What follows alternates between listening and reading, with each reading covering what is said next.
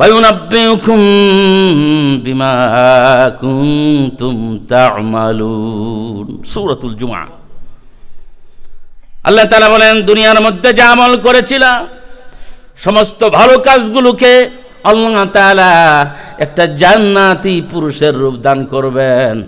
তোমাদের মৃত্যুর আগে লোকটা তোমার সামনে এসে বলবে, ভয় পেয়ে যেও না, তুমি এখন কবরে চলে যাবে।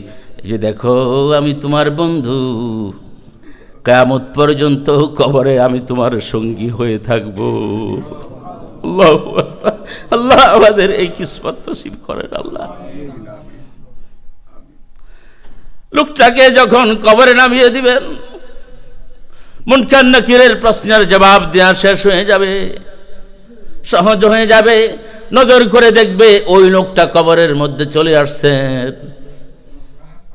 লোকটা কবরের ব্যক্তি বলবে, কি তোমার বাড়ি, কি তোমার পরিচয়, তোমাকে দেখতে বড় ভালো লাগে, তোমার চেহারা বড় সুন্দর মায়াবী।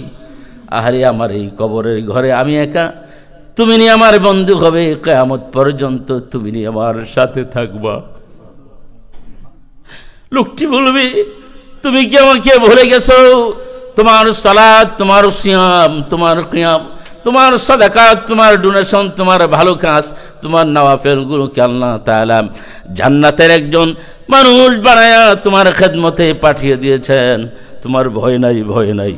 এই তোমার কবর একা জিন্দগির মাঝে কিয়ামত পর্যন্ত আমি তোমার সঙ্গী হয়ে থাকব। এই হলো নেক কাজের, নেক আমলের প্রতিদান। আল্লাহু আকবার। আল্লাহ তাআলা আমাদেরকে তৌফিক দান করুন। এই জন্যই তো আমাদের এই আমাল আস-সালিহা।